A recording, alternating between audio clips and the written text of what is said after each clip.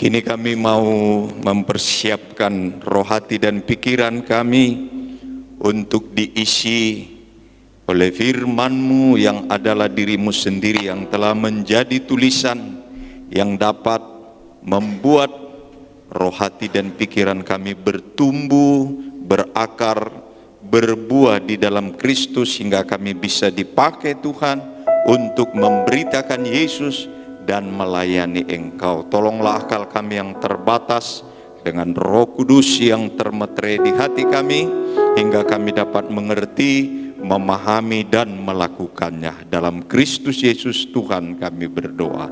Amin. Shalom, silakan duduk jemaat yang dikasihi Tuhan. Ketika iblis dan manusia pertama menghadirkan dosa ke dalam dunia pertama namanya Taman Eden, maka begitu banyak perubahan-perubahan terjadi. Pertama, berubah yang baik yang dialami oleh manusia, berubah ketenangan dan kenyamanan yang dialami oleh manusia, bahkan kesulitan, penderitaan, itulah menjadi bagian daripada manusia yang ada di dalam dunia masa lalu di perjanjian lama, tapi juga manusia di dalam dunia perjanjian baru. 12 rasul, kalau misalnya kita baca di dalam satu sejarahnya, tidak ada mati yang enak. Yohanes digoreng, kemudian Petrus disalibkan kepala ke bawah, dan seterusnya dan seterusnya. Saudara, mungkin kita pun di masa kini mengalami kesulitan, mengalami penderitaan, lepas penderitaan. Nah, pertanyaannya saudara, bagaimana kita menghadapi kesulitan, bagaimana kita menghadapi penderitaan ketika itu datang? Apakah pengharapan kita buat kepada satu perasaan kita? Maka perasaan ini tidak bisa diandalkan karena dia berubah-ubah. Dan bisa hari ini kecewa, bisa hari ini nyaman, bisa hari ini tenang. Maka pengharapan kita tidak bisa dibuat ke perasaan kita. Lalu kemudian bagaimana kita menghadapi kesulitan dan penderitaan? Apakah pengharapan kita buat kepada akal kita? Maka akal kita pun tidak bisa diandalkan sebab akal ini tidak Tuhan. Akal ini adalah sangat terbatas. Bahkan orang yang paling pintar, Raja Salomo berkata di Amsal pasal 3, percayalah kepada Tuhan dengan segenap hatimu dan janganlah bersandar kepada pengertianmu. Ini berarti orang yang pernah hidup, yang sangat jenius, dia pun berkata bahwa kalau pengharapan dia ditaruh kepada akal kita, maka kita pun akan bisa menjadi kecewa dan putus asa. Nah, bagaimana harusnya kita menghadapi kesulitan? Bagaimana harusnya kita menghadapi suatu penderitaan-penderitaan jika itu datang? Sebab itu tidak bisa ditolak. Tapi tidak baik juga kalau kita mengundang itu. Tapi kalau itu datang, bagaimana kita menghadapinya? Nah, saya pikir kita harus berharap kepada Tuhan, bukan berharap kepada perasaan kita, bukan berharap kepada akal yang terbatas, yang berubah-ubah, tapi kita berharap kepada satu pribadi, Kristus Allah manusia sejati, yang dapat mengalahkan seluruh penderitaan kesulitan yang kita alami. Sebab dialah penolong yang dapat diandalkan dari zaman ke zaman sampai dunia ini berakhir. Hanya dialah yang bisa diharapkan di dalam menolong setiap kesulitan-kesulitan kita di dalam menghadapi penderitaan-penderitaan. Berharap kepada Tuhan itu adalah jalan yang sangat terbaik, jalan satu-satunya. Jangan berharap kepada perasaan yang berubah-ubah, jangan berharap kepada akal yang sangat terbatas, dan itu menjadi hal yang sangat kekejian bagi Tuhan. Kalau misalnya kita dalam menghadapi kesulitan, menghadapi penderitaan, kita andalkan perasaan kita andalkan pikiran kita, maka itu berupa seperti berhala. Tetapi jauh lebih baik dan harus menjadi satu-satunya ketika kita menghadapi kesulitan, menghadapi penderitaan, berharap kepada Tuhan seperti yang dikatakan oleh Rasul Paulus di dalam pasal Roma, pasal 8 ayat 24 sampai 25, yang akan kita baca bersama-sama. Karena ini hanya 2 ayat, kita akan baca sama-sama dalam Roma pasal 8 ayat 24 sampai dengan ayat yang ke-25. Kita baca sama-sama ya, Roma 8 ayat 24 sampai 25, 23 ya. Sebab kita diselamatkan dalam pengharapan, namun pengharapan yang dilihat bukan pengharapan lagi. Sebab bagaimana orang masih mengharapkan apa yang dilihatnya, namun jika kita mengharapkan apa yang tidak kita lihat, kita menantikannya dengan tekun. Kalau biasanya penulis mengulang-ulang kata yang sama, itu menjadi poin yang sangat menentukan. Itu sebabnya topik ini kita buat berharap kepada Tuhan. Di tengah-tengah kesulitan, di tengah-tengah penderitaan, maka itulah yang diulang-ulang oleh penulis, berharap kepada Tuhan. Saudara, ada 2 hal yang akan kita lihat dari topik kita ini. Yang pertama adalah alasan kita berharap kepada Tuhan. Apa yang membuat kita berharap kepada Tuhan? Nah, kalau misalnya kita lihat mundur kita ke ayat 18, Paulus mencatat alasan kita berharap kepada Tuhan. Sebab aku yakin bahwa penderitaan, berarti ada satu penderitaan. Rainer Schumann sebagai doktor di dalam ahli ekspositori kitab Roma ini mencatat ada beberapa penderitaan yang dicatat oleh Paulus di dalam jemaat Roma. Yang pertama adalah itu adalah oleh karena jatuh manusia ke dalam dosa. Sehingga kecenderungan orang yang berdosa selalu menghadirkan satu kesulitan-kesulitan, menghadirkan penderitaan-penderitaan. Rainer mengambil contoh Adam dan Hawa. Seandainya dia tidak melakukan dosa, maka tidak ada penderitaan, tidak ada kesulitan. Tapi oleh karena dosa dihadirkannya, dan dia sendiri yang mengalami itu mula-mula. Lalu yang kedua, Rainer menyatakan penderitaan itu adalah bisa karena kesaksian untuk Kristus dalam pelayanan. Kita lihat 12 rasul di luar daripada Judas Iskariot. Mereka tidak melakukan kejahatan, mereka tidak melakukan dosa, tetapi karena dosa bekerja bagi orang-orang di luar daripada 12 rasul itu, mereka menjadi korban daripada dosa, kejahatan, dosa manusia, sehingga mereka ditangkap, ada yang disalibkan, ada yang digoreng, ada yang dan sebagainya, karena pelayanan. Lalu kemudian Rainer menyatakan yang berikut penderitaan itu adalah karena pengakuan iman. Salah satunya Rasul Paulus. Dari kelompok ahli Taurat, dari kelompok Farisi itu, orang yang terkenal dia, orang kepercayaan daripada petinggi-petinggi agama, harus membunuh banyak orang Kristen. Tapi ketika dia diselamatkan Tuhan, pengakuan iman itu tegak, maka dari hari lepas hari, penderitaan itu tidak bisa dihindari dalam hidupnya.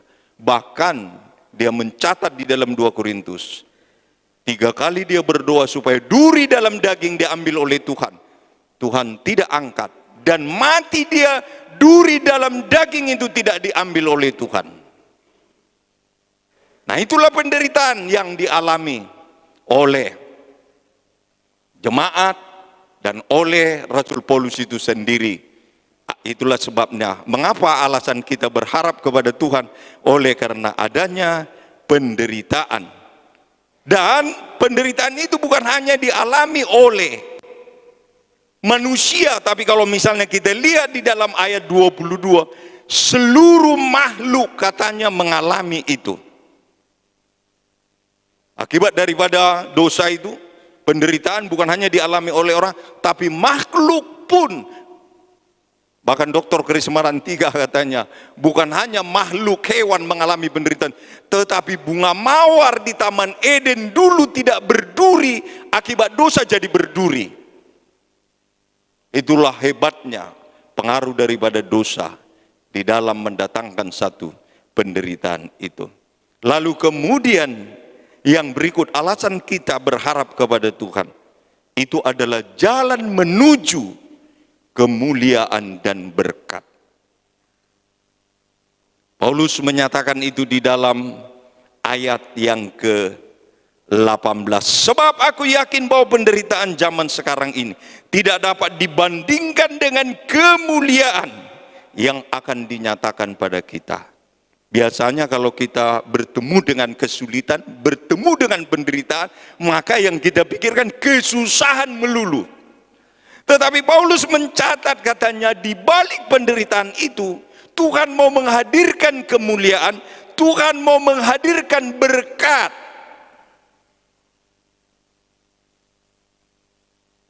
Berkat apa? Tentu berkat masa yang akan datang. Itulah berkat keselamatan yang akan dianugerahkannya, itulah berkat Yerusalem yang baru yang akan dinyatakan. Rainer mencatat, membuat satu pemahaman kemuliaan itu adalah kehadirannya menghadirkan keselamatan di dalam orang-orang percaya yang mengalami suatu penderitaan-penderitaan. Saya pikir itu adalah satu berkat yang luar biasa. Dan itulah tujuan, itulah alasan daripada berharap kepada Tuhan bahwa ada satu jalan kemuliaan dan berkat yang mau dinyatakannya. Saya tidak tahu persis kesulitan-kesulitan apa yang dialami oleh jemaat Tuhan di GKRI Salom ini. Penderitaan-penderitaan apa yang sedang kita alami sekarang ini, saya pun tidak tahu persis. Tapi mari kita belajar dari jemaat yang ada di kitab Roma ini, bahwa penderitaan itu datang, itu adalah oleh karena dosa. Penderitaan itu datang adalah oleh karena kesaksian iman kita. Penderitaan itu datang oleh karena kita menegakkan iman. Tetapi di balik itu, kata Paulus, penderitaan itu sedang menghadirkan satu berkat kemuliaan yang mau dinyatakannya kepada kita. Sehingga ketika datang kesulitan, ketika datang satu penderitaan, mari kita tidak menghadapinya dengan perasaan kita, karena itu berubah-berubah. Menghadapinya dengan akal kita, karena itu adalah terbatas. Tetapi mari kita berharap di dalam menghadapi kesulitan, menghadapi penderitaan itu dengan terus berharap kepada Tuhan, berharap kepada Tuhan. Dan itulah kata Paulus, iman itu tidak terlihat untuk dilihat, tetapi ke sana kita berharap. Dan itulah satu pengharapan yang sebenarnya. Lalu kemudian yang kedua adalah cara kita berharap kepada Tuhan. Bagaimana cara kita berharap kepada Tuhan? Apakah lewat perasaan? Apakah lewat akal? Paulus mencatat di dalam ayat yang ke-25. Namun jika kita mengharapkan apa yang tidak kita lihat, kita menantikannya dengan tekun. Cara kita berharap kepada Tuhan adalah harus tekun. Rainer menambahkan bersabar dalam menanggung penderitaan itu. Jadi di samping tekun, mesti bersabar dalam menanggung penderitaan itu sampai selesai penderitaan itu. Paulus mencatat kalau Anda tidak tekun, kalau Anda tidak bersabar, maka berkat itu akan berakhir nanti. Maka tidak ada pilihan bagi orang percaya.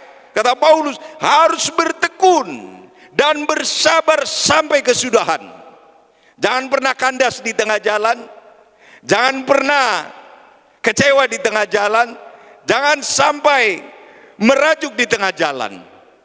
Kalau kita sudah mengawali dengan baik, kalau kita sudah mengawali dengan tekun dan bersabar, maka kata Paulus harus diakhiri dengan tekun dan bersabar. Itulah cara berharap kepada Tuhan. Maka jangan digunakan perasaan, maka jangan digunakan akal.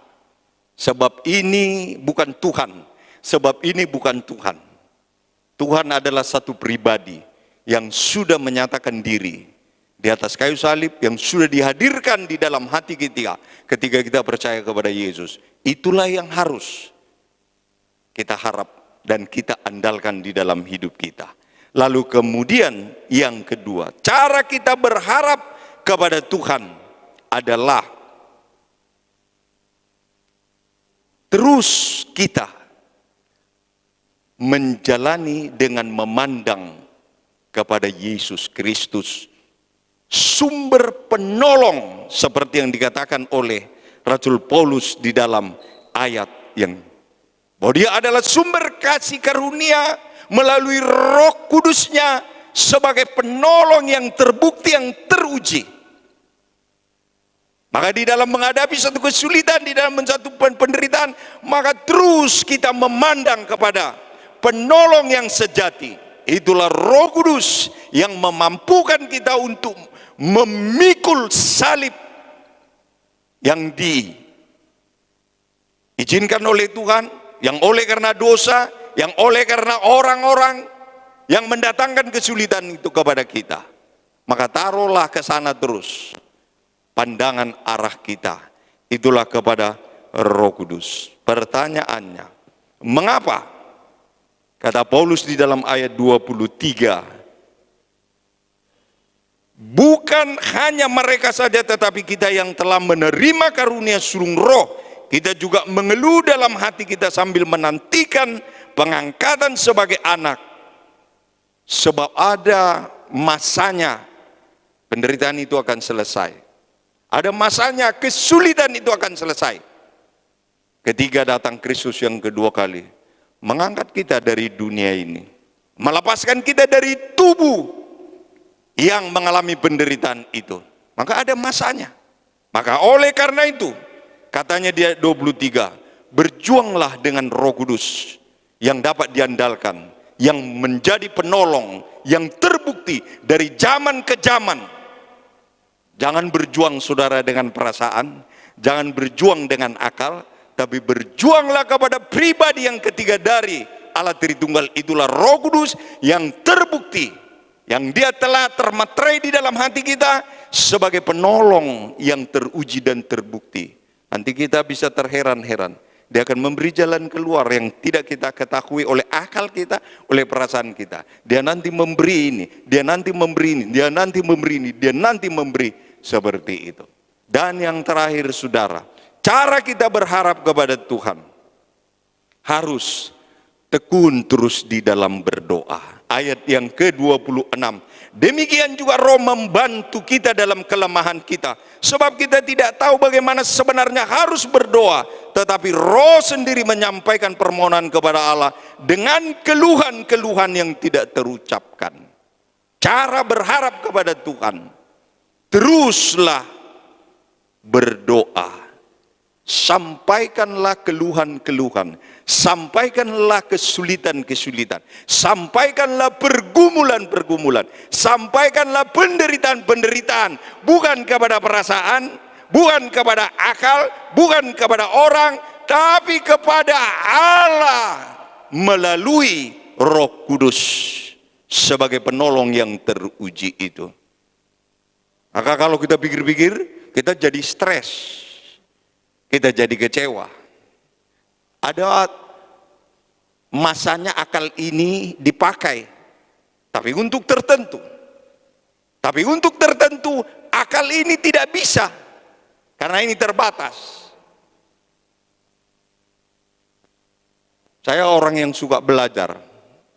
Kemana saja saya berada, saya mesti harus mencari buku untuk saya baca.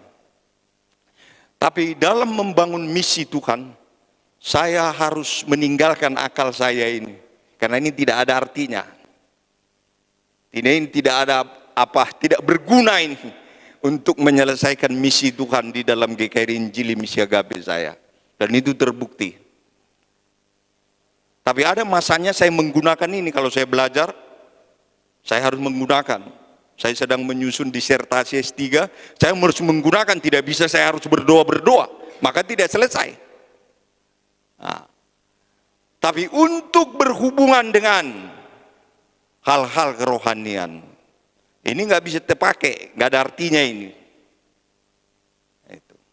Dan ini pun tidak terpakai, nggak ada artinya ini. Sebab ketika sampai kepada perasaan, itu nanti kita mencintai diri sendiri. Kita jadi kasihan untuk diri kita sendiri.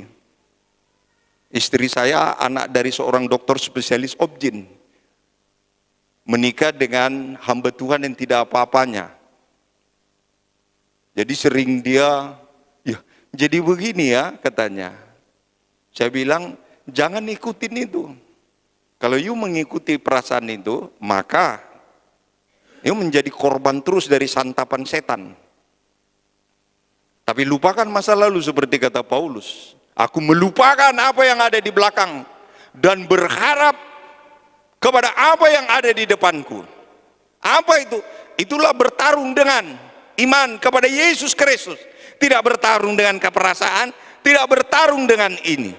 Tapi bertarung terus atau berharap terus kepada Tuhan sampai waktunya Dia memberi pertolongan, Dia memberi jalan keluar. Hari lepas hari istri saya semakin bisa memahami itu dan sudah menyatu dengan kehidupan apa yang saya kerjakan.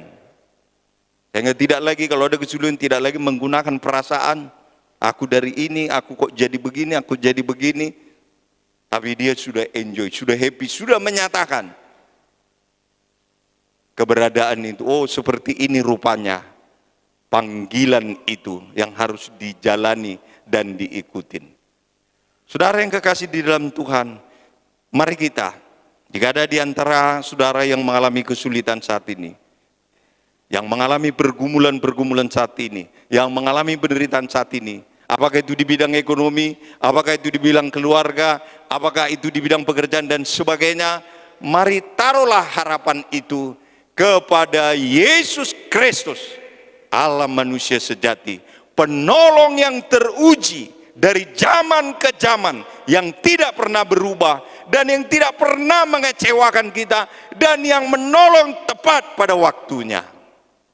Jangan pernah tergoda untuk masuk kepada perasaan, jangan pernah tergoda untuk masuk kepada akal, jangan pernah tergoda untuk masuk mencintai diri kita. Tapi fokuslah terus berharap kepada Yesus, Allah manusia sejati, yang teruji sebagai penolong yang sejati dari perjanjian lama, perjanjian baru sampai hari ini, bahkan sampai Dia datang yang kedua kali. Jangan pernah kita menolong kesulitan-kesulitan itu, tapi biarlah kita berharap terus kepada Tuhan yang setia memberi pertolongan itu. Mari kita berdoa. Ya Tuhan, kami sudah mendengarkan suara-Mu melalui Alkitab firman Allah yang Engkau wahyukan, melalui Rasul Paulus yang adalah telah menjadi tulisan.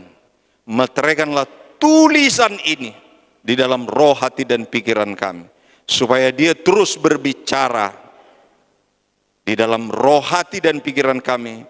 Ketika kami menghadapi kesulitan, ketika kami menghadapi pergumulan, ketika kami menghadapi akan penderitaan, biarlah tulisan itu terus berbicara bahwa kami harus selalu berharap kepada Tuhan sebagai sumber penolong yang teruji, yang terbukti dari sejarah masa lampau sampai Engkau datang yang kedua kali. Dalam Kristus Yesus Tuhan kami berdoa.